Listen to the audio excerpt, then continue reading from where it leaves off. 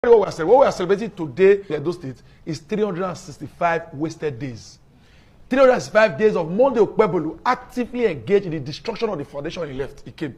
But the problem has not focused on providing governance for Edo State. It has been focused on destroying what Obaseki had done. And I'll quickly run through it so that you will see we're all together. The first thing he did was to bring down the e-governance.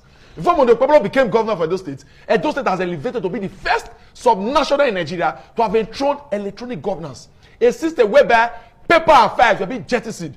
Governance was now being done on a digital electronic platform to ensure accountability and full-scale transparency. Whereby every civil servant in Edo State was given a laptop and a tab, whereby they could respond to mails and attend to government files and minutes on it for speedy and effective governance. That was a system that Liberia sent people to come and study in Nigeria to see what exactly is Edo State doing, how they are able to meet governance that is being practiced in Europe and America. Monday Okpebholo came on board and gathered that e-governance and threw it in the waste bin. As if that was not enough, Monday Okpebholo moved in. There was the Edo Health Insurance Scheme.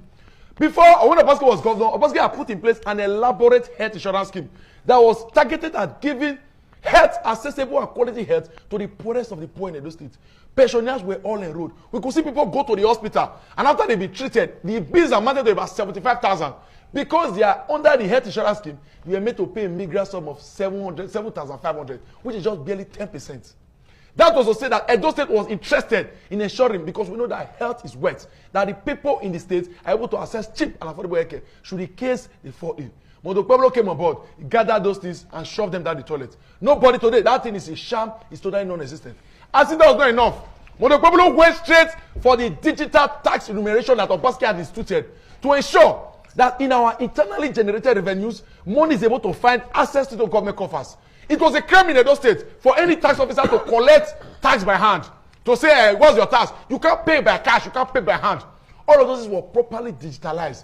Even down to the bus junction, they were collecting tax using the government through POS and digital platforms. So that government money will find its way to government coffers and be used for ensuring governance for a vast majority of the Edo people. What did Monday Okpebholo do? When he came aboard, he saw that with this kind of digital system, he can't steal, he can't loot. He quickly broke down the system and brought in the Atalakpa recovery corporate that was owned and controlled by Tony Kabaka. You see, revenue before Obaseki left was about 7 billion per month. It didn't take up to 3 months for revenue to plummet down to 3.4 billion. And when they got to the all-time low of about 2.something billion, Monday Okpebholo had to angrily sack them out of office because he discovered that money that was supposed to be meant for the state was not being used by Agberos and Tog to build hotel, to buy car, Range Rover, and to improve the loss of their lives. When you go to a regular period, you see different Agbero wearing different uniform. It was as though they were doing it as